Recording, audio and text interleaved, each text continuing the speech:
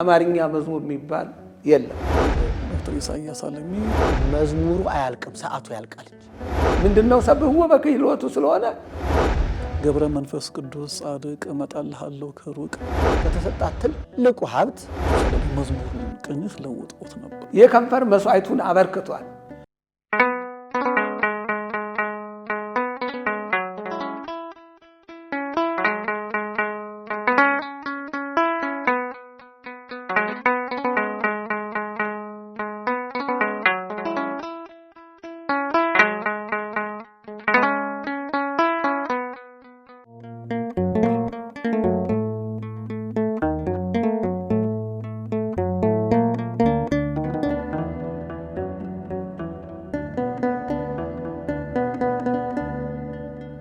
በኢትዮጵያ ኦርቶዶክስ ተዋሕዶ ቤተክርስቲያን ታሪክ ውስጥ የአማርኛ መዝሙራት አጀማመርና እድገት የራሱ የሆነ አስደናቂና ረጅም ጉዞ አለው።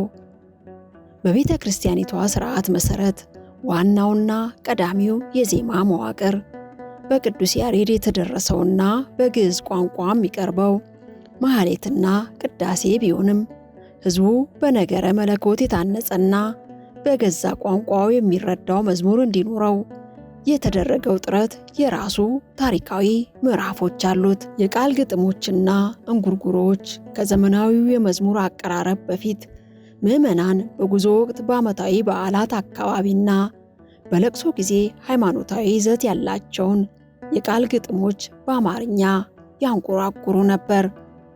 አንዳንድ የቤተ ክርስቲያን ሊቃውንትም ለሕዝቡ ማስተማሪያ ይሆን ዘንድ በግዕዝ ፋንታ በአማርኛ ግጥምና የዜማ ስልቶችን በተለይም በስንኝ መልክ ማዘጋጀት ጀምረው ነበር። ይሁንና የአማርኛ መዝሙራት በስልትና በሥርዓት እንዲጀመሩና እንዲስፋፉ ትልቁን ድርሻ ያበረከተው የሰንበት ትምህርት ቤቶች መመስረት ነው በሚለው ብዙዎች ይስማማሉ። በ1930ዎቹና 40ዎቹ ከኢጣሊያን ወረራ በኋላ ባሉት ዓመታት የወጣቱን የሃይማኖት ዕውቀት ለማሳደግና ከባዕድ ባህል ለመጠበቅ የሰንበት ትምህርት ቤቶች መቋቋም ጀመሩ። በቀዳማዊ ኃይለ ሥላሴ የተመሠረተው የመንበረ ጸባዖት ቅድስት ሥላሴ ካቴድራል በቀዳሚነት የራሱ ሰንበት ትምህርት ቤት አቋቁሞ ነበር። ይህም በአማርኛ መዝሙራት አጀማመር ላይ ቀዳሚውን ስፍራ ይይዛል። ወጣቶች በቀላሉ ተረድተው እንዲዘምሩት ተደርጎ በአማርኛ መዝሙራትም መዘጋጀት ጀመሩ። ከሰንበት ትምህርት ቤቶች የአማርኛ መዝሙራት አጀማመር ጋር ተያይዞ ጥናታዊ ጽሑፋቸውን በአማርኛ መዝሙራት አጀማመር ዙሪያ ካደረጉት በመጽሐፍ ደረጃ ሳትመው ካጋሩን መምህር ሰለሞንና በቀደመው ጊዜ የቤተ ክርስቲያኒቱን ዶግማና ቀኖና የጠበቁ ያሬዳዊ ዜማ ያላቸውን የአማርኛ መዝሙራት በመድረስ ለሊቀ መዘምራን ኪነ ጥበብ ወልደ ቂርቆስ ያበረከቱና ከ3000 የሚልቁ መዝሙራትን ከደረሱት ከፈለገ ጥበብ በየነ ድንቁ ጋር አብሬ ቆየው። ፈለገ ጥበብ በቅርቡም ከያሬዳዊ ዜማ ጋር በተያያዘ አንድ መጽሐፍ ለህትመት ማብቃታቸው ይታወሳል። ከዚህ በተጨማሪ ደግሞ ቅዱስ ሲኖዶስ መዝሙራት ከዘመን ዘመን ግጥማቸው የይድረስ እንዳይሆንና ዶግማና ቀኖናቸውን ያልጠበቁ በያሬዳዊ ዜማ ያልታሹ እንዳይሆኑ በመስጋት በሊቃውንት ጉባኤ በኩል ተፈትሸው እንዲያልፉ መመሪያም አውጥቷል። ይህንንም ተከትሎ የሊቃውንት ጉባኤ በመዝሙራት ዙሪያ ምን እየሰራ ነው የሚለውን ለመፈተሽ ይረዳ ዘንድ ከመጋቢ ምስጢር ፍሬ ስብሐት ዱባለ ጋርም ቆይታ አድርጌያለሁ። የወጋችንን ጅማሬም የመዝሙራትን አጀማመር አደረግን። እንዲህ ስንል ታዲያ ሁሌም ማኅሌታይ ቅዱስ ያሬድ ኢትዮጵያዊ ሊቅ ከፊት ድቅን ይላል። ግና ከዚያስ በፊት የመዝሙራት አጀማመር ምን ይመስላል? አብራችሁን ቆዩ። መዝሙር ዘመረ አመሰገነ ከሚለው የግዕዝ ግስ የወጣ ሲሆን መዝሙር ማለት በቁሙ ራሱ መዝሙር ምስጋና፣ ማኅሌት ማለት ነው። መዝሙር አብዛኛውን ጊዜ በማህበር የሚደረግ መሆኑን ቅዱስ መጽሐፍ ይመሰክራል። ክቡር ብርሃነ ለቤተ ክርስቲያን የተባለው የእግዚአብሔር አገልጋይ የቤተክርስቲያን ብርሃን ብላ የሚጠራው ሁልጊዜ የሚመሰገነው ቅዱስ ጳውሎስ በመልእክቱ ለቆሮንቶስ ሰዎች መጀመሪያ በጻፈው መልእክቱ ምዕራፍ 14 ከቁጥር 26 ላይ ወንድሞቻችን ሆይ ሁላችሁም በምትሰበሰቡበት ጊዜ መዝሙር አላችሁ ይላል። መዝሙር አለ ማለት ነው። መዝሙር ሁሌም ያለ የኖረ የነበረ መሆኑን ያሳያል። ይሄ ቀደም ሲል በዓለመ መላእክት ዝማሬ ነበር፣ በዓለመ መላእክት ምስጋና ነበር። እንዲህ እያለ ክርስቶስ በተወለደ ጊዜ ያው ሰውና መላእክት ተገናኝተዋል። ሰውና መላእክት አንድ ላይ በመሆን ዘምረዋል። የሰው ልጅ የመላእክትን እንጀራ በላ ይላል መዝሙረ ዳዊት እና ከዛ በፊት እንግዲህ በብሉያትም ነበር። ኢሳይያስ ጽፎታን ስለ ዝማሬ። ሳኦልም በታመመ ጊዜ ዳዊት እየመጣ በገናውን ሲደረድርለት ሕመሙ ትንሽ አረፍ እንደሚልለት እንደሚታገስለት ይናገራል። እንግዲህ መዝሙር ፈዋሽም ነው፣ ጸሎትም ነው፣ ምስጋናም ነው። የሰው ልጅ ተፈጠረው ለምስጋና ነው። እግዚአብሔር ለማመስገን ተፈጠረ ስለሆነ በመጽሐፍ ቅዱስ ውስጥ በተለያዩ ክፍሎች ውስጥ ያው ይህንን የመዝሙር አገልግሎት እንመለከታለን። መጽሐፈ ምሳሌን፣ መዝሙረ ዳዊትን ስንመለከተው የመዝሙር መኃልየ ዘሰሎሞን እነዚህ የመዝሙር መጽሐፍ ተብለው ይጠራሉ እና በመዝሙር የሰው ልጅ የተፈጠረበት አገልግሎት በመሆኑ ሰው የተፈጠረው እግዚአብሔርን ለማመስገን ነው። መዝሙር ዘመረ፣ አመሰገነ የሚለው ቃል መነሻ በማድረግ የሚነገር ቃል ነው። ስለዚህ የቤተክርስቲያን መሰረቷም አገልግሎቷም ህልውናም ተመሰረተው መዝሙር ላይ ነው።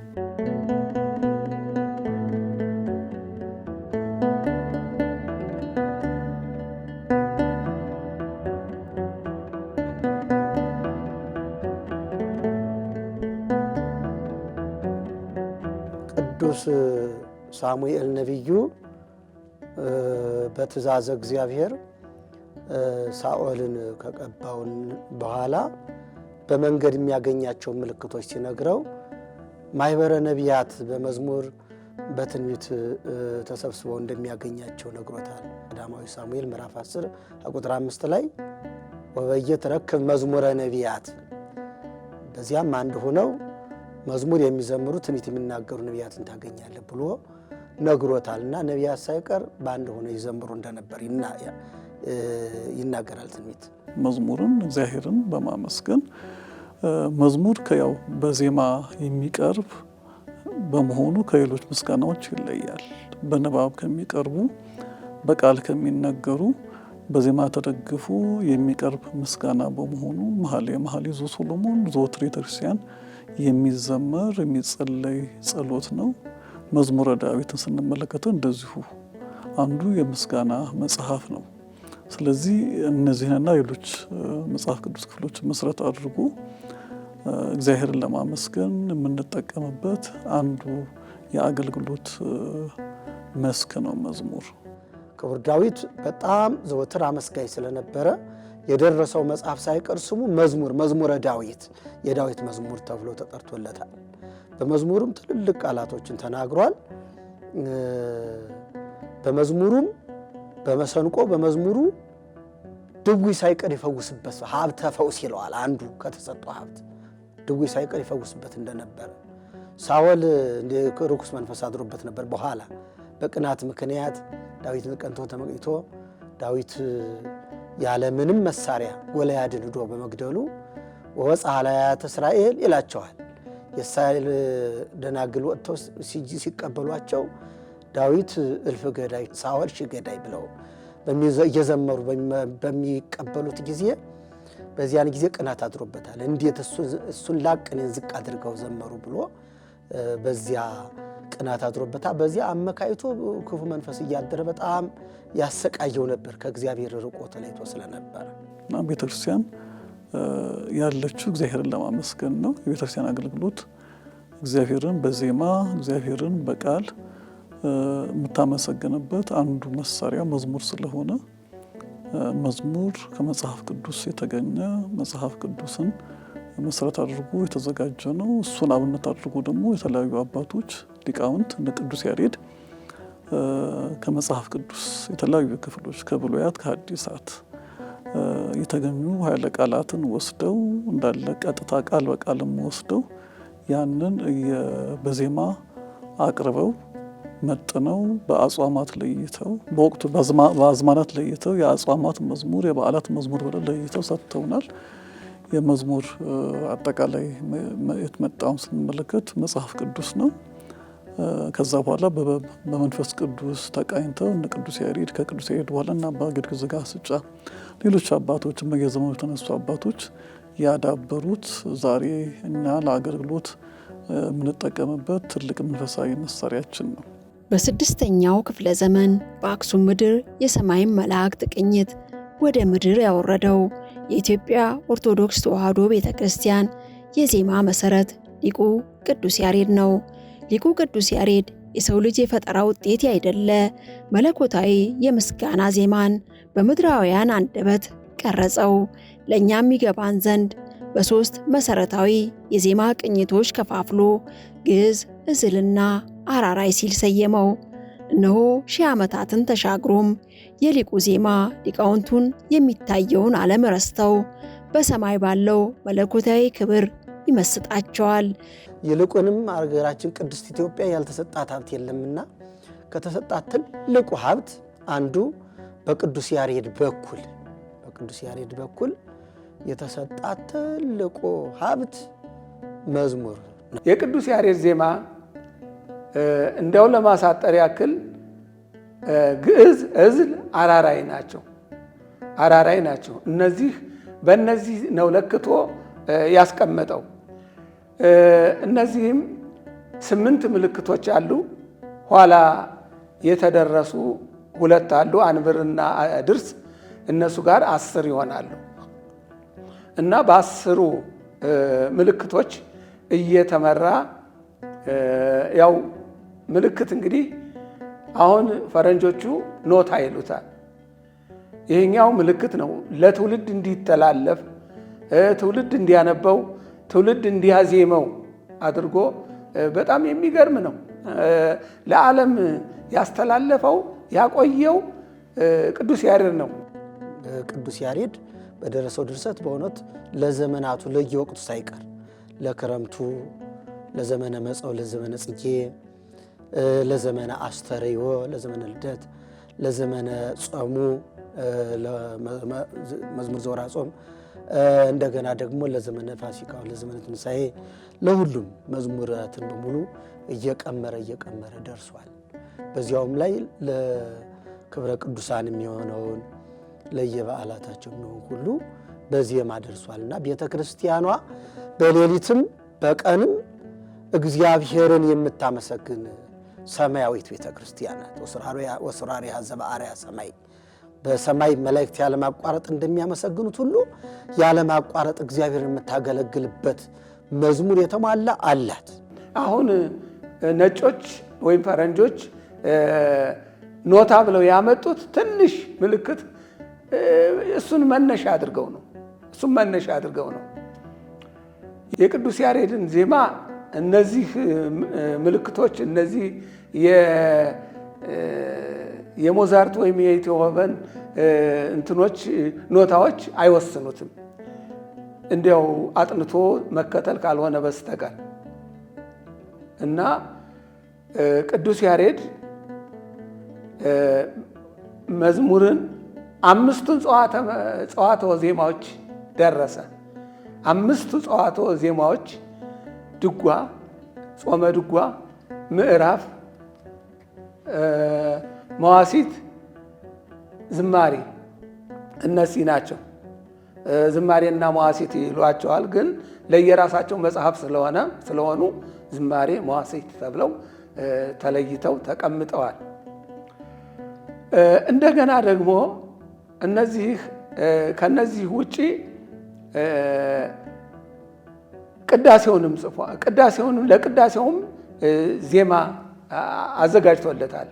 አሁን ቅዳሴ ሊቃውንት ናቸው የጻፉት፣ ዘሩን የጻፉት ሊቃውንት ናቸው። እሱ ግን ዜማውን አዘጋጅቶ ሰጥቷል። እንዲያውም 5ኛ የሚባለው ቅዳሴ ነው።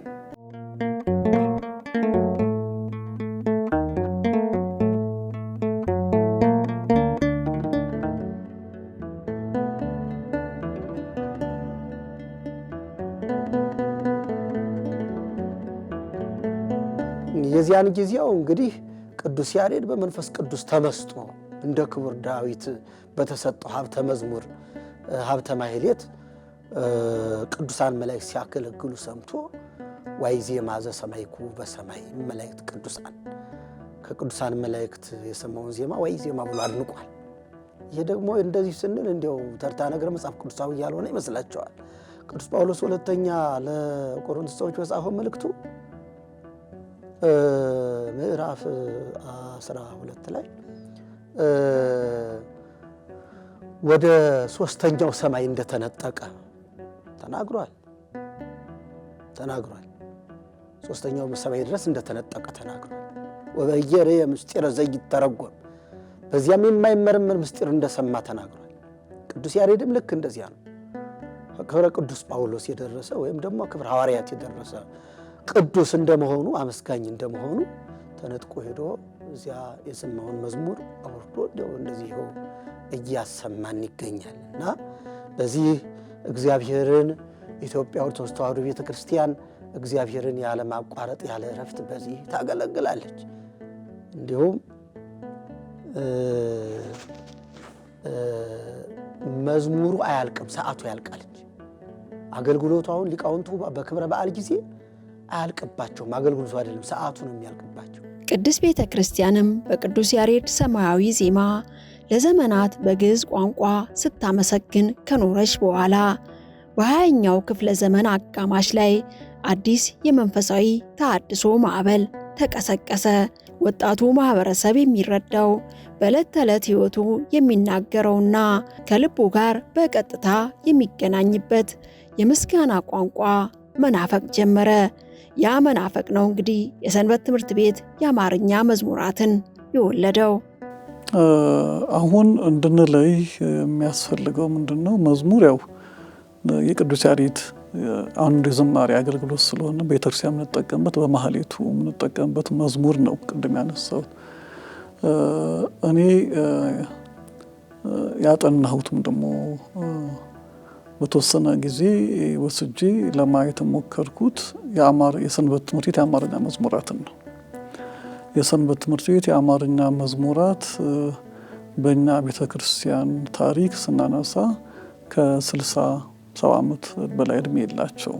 የሰንበት ትምህርት ቤት የአማርኛ መዝሙራት በ1939 ዓመተ ምህረት በቅድስት ሥላሴ መንፈሳዊ ኮሌጅ ነው። እዛ የነበሩ የትምህርት ቤቱ መምህር የነበሩ ግብፃዊው ሚካኤል አንቶኒ ያዕቆብ በወቅቱ ተማሪ ለነበሩት ለኢሳያስ አለሚ በኋላ ዶክተር ኢሳያስ አለሚ መዝሙር እንዲያዘጋጁ ለወጣቶች የሚሆን ለእሁድ ተማሪዎች የሚያገለግል መዝሙር እንዲያዘጋጁ ነግረዋቸው በተሰጣቸው ትእዛዝ መሰረት መጽሐፍ አዘጋጅተው 27 መዝሙራትን የያዘ መጽሐፍ አዘጋጅተው ነበር።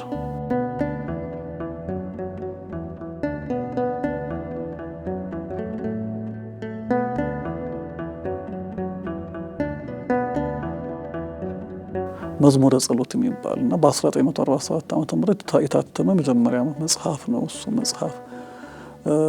ከዛ መጽሐፍ ውስጥ ከምናገኛቸው መዝሙራት አንዱ አሁን ድረስ ምንዘምረው በጉባኤ ማብቂያችን ላይ በጸሎት ምህላ ላይ ምንዘምረው እንደ ቸርነት አቤቱ ማረን የሚለው ኢሳያስ አለሚ ከመዝሙረ ዳዊት መዝሙር 50 ላይ ያለውን ቃል ወስደው እሱም በራሳቸው አገላለጽ በጣም ባጭሩ በግጥም መልክ አዘጋጅቶት የቀረበ ነው እና ሲጀመር የተጀመረው በዚህ መልክ ነው።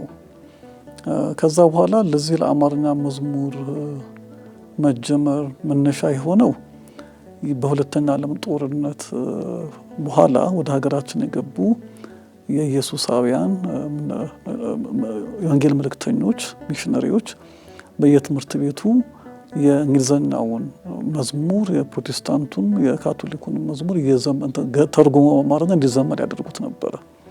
ስለዚህ እዛ ላሉ ወጣቶች በመዝሙሩ የተማረኩ ይሄዱ ስለነበረ እነዚህን ወጣቶች በቤተክርስቲያን ለማቆየት ምን ይደረግ፣ እነሱን የወሰዳቸው ያለው መዝሙሩ ስለነበረ መዝሙርኛ ጋር ለምን አያኖርም የሚል መነሻ ቁጭት ነው ይህን ያደረገው።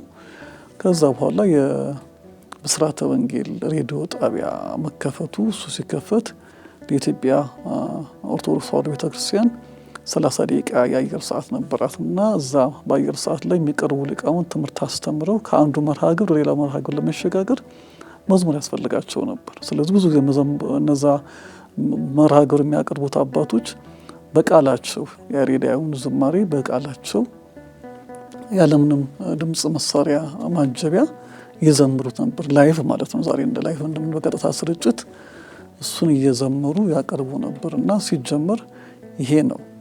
ስለዚህ ዶክተር ኢሳያስ አለሚ መጽሐፍ ተዘጋጀ። ከዛ በኋላ ስንመጣ ሰንበት ትምህርት ቤቶች ላይ ወጣቶቹን ለመያዝ ሲባል መዝሙራቱ ሲታሰቡ እና ጋር የተዘጋጀንበት ስላልነበር የመዝሙር ግጥምም አልነበረንም፣ ዜማውም የሚደርሰውም አልነበረም። ስለዚህ የነበረው አማራጭ በቀጥታ ከሌሎች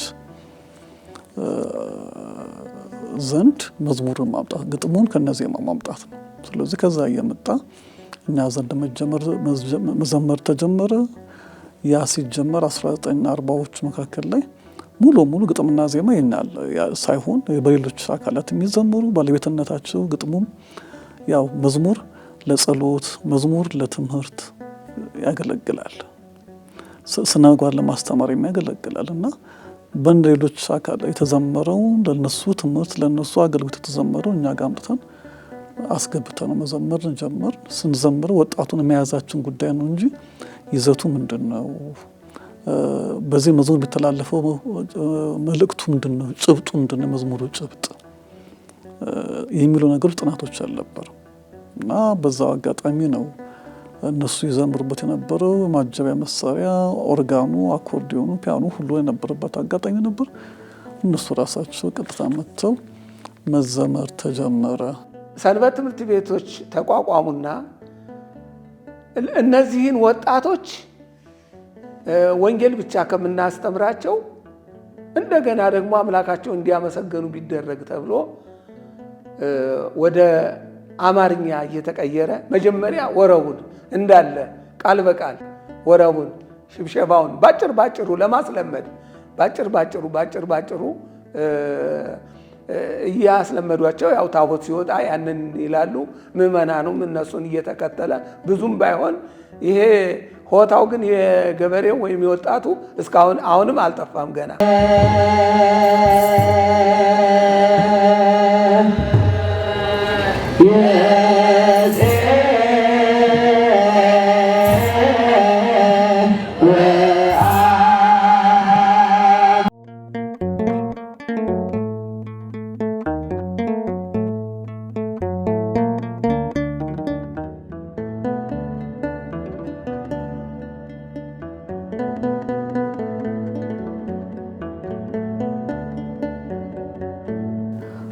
ስለዚህ በየአጥቢያ ቤተክርስቲያኑ በዚህ መልኩ ገባ ማለት ነው እና ጥቂት ሰንበት ትምህርት ቤቶች በራሳቸው እንደ ተምሮ ማስተማር ምስካየ ኅዙናን መድኃኔዓለም በራሳቸው ግጥምና ዜማ ሞክረዋል። ሌሎቹም እንዳለ ሆኖ በኋላ ደግሞ በ1961 ዓመተ ምህረት የኢትዮጵያ ምዕመናን ወደ ኢየሩሳሌም ለትንሣኤ ይሄዳሉ።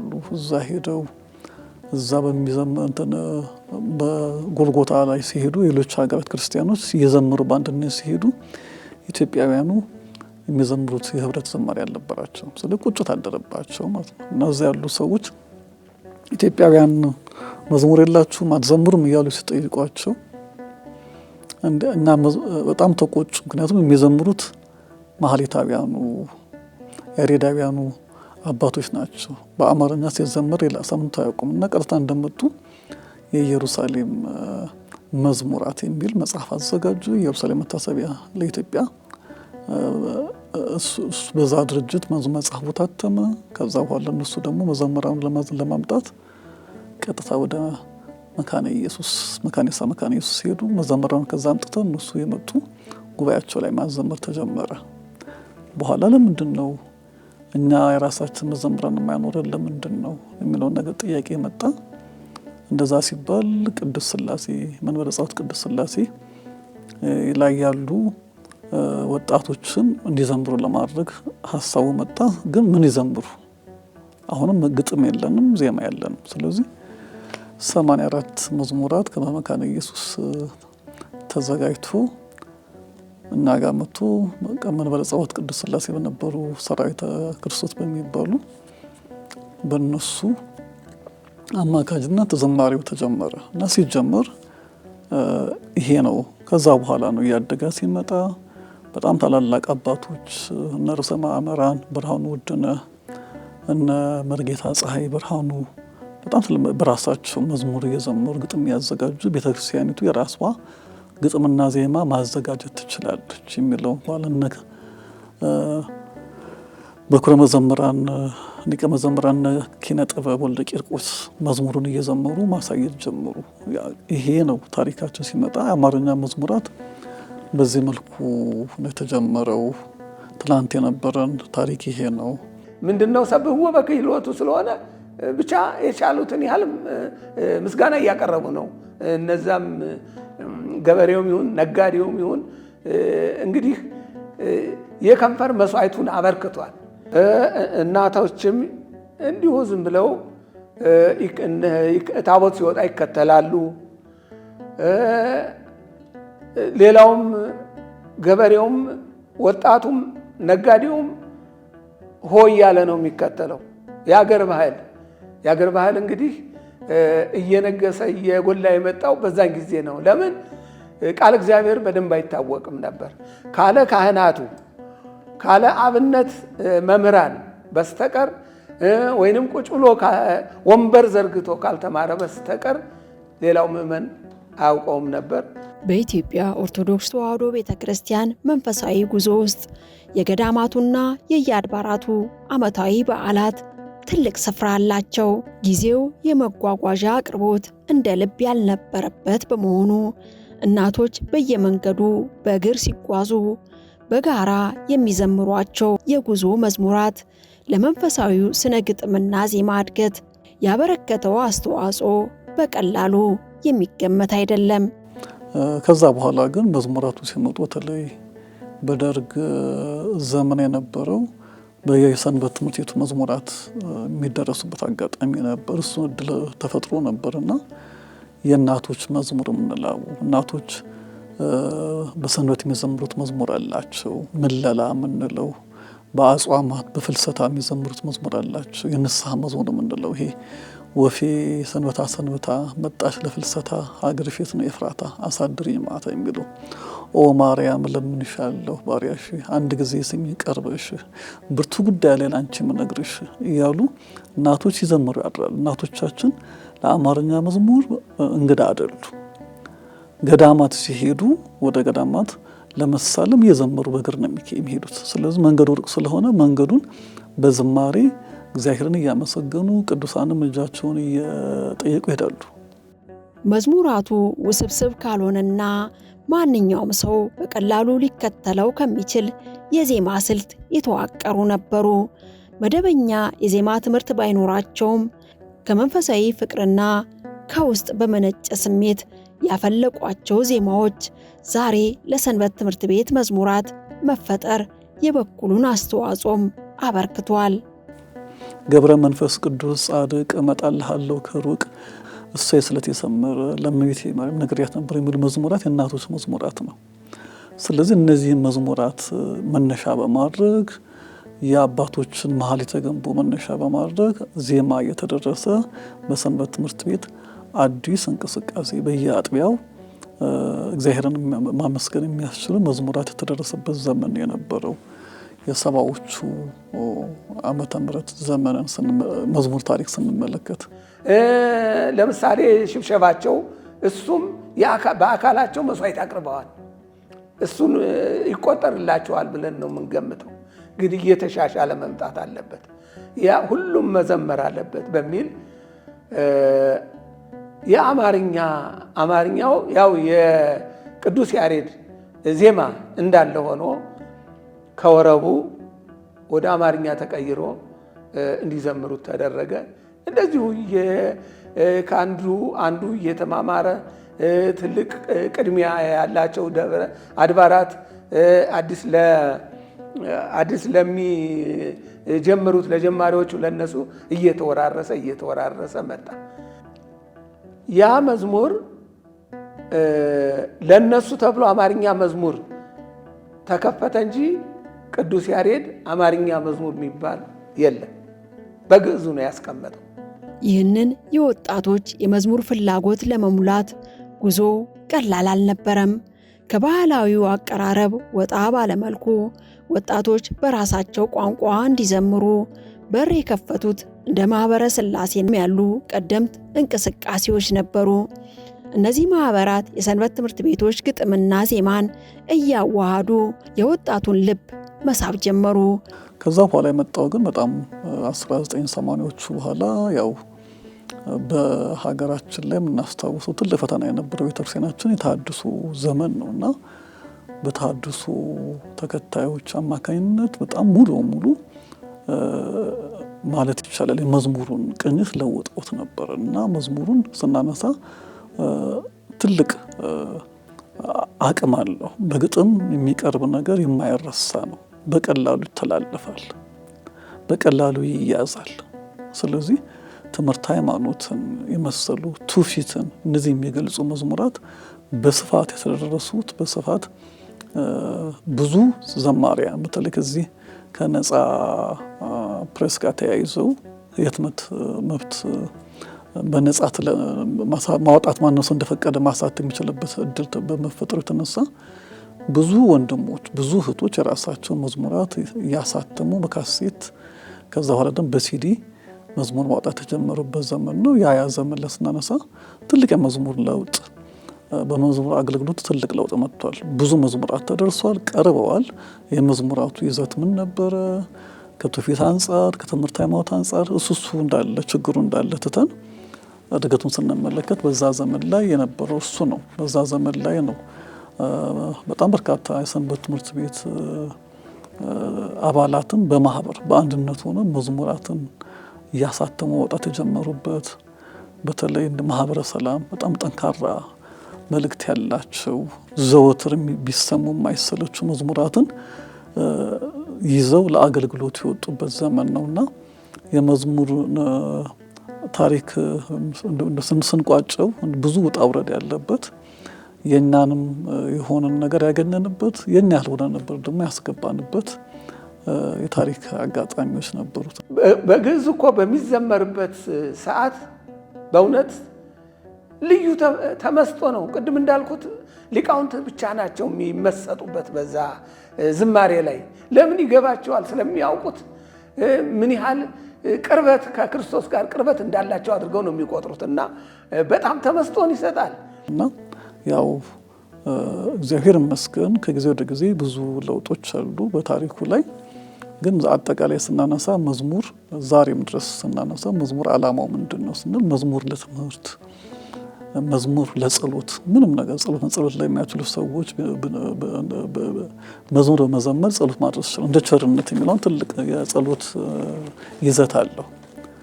አቤቱ ምሕረትህን ከኔ አታርቅብኝ እንደ በደሌማ የሚሉ መዝሙራን ስናነሳ ንስሐን፣ ይቅርታን፣ ምሕረተ እግዚአብሔር ለማግኘት የሚጸለዩ ጸሎት ይዘት ያላቸው መዝሙራት አሉ።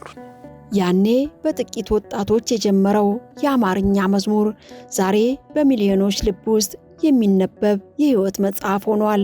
በፈተና ጊዜ መጽናኛ፣ በደስታ ጊዜ ማመስገኛ፣ በጉጉት ጊዜ ተስፋ መዝሪያ ሆኖ አገልግሏል። ያንን ትውልድ የገነባ ቤተ ክርስቲያንን በወጣቶች ያደመቀ ዛሬ ድረስም በየቀኑ የሚዘመረውን የአማርኛ መዝሙር አጀማመርና አስደናቂ ታሪካዊ ጉዞውን ሳምንት የምንመለስበት ይሆናል። በዚህ አጋጣሚ ለመጋቢ ምስጢር ፍሬ ስብሐት ዱባለና ለፈለገ ጥበብ በየነ ድንቁ እንዲሁም ለመምህር ሰለሞን ወንድሙ በአድማጭ ተመልካቾች ስም እጅግ አድርጌ አመሰግናለሁ። ሳምንት በቀጣይ ክፍል እንገናኝ። ሰናይ ጊዜ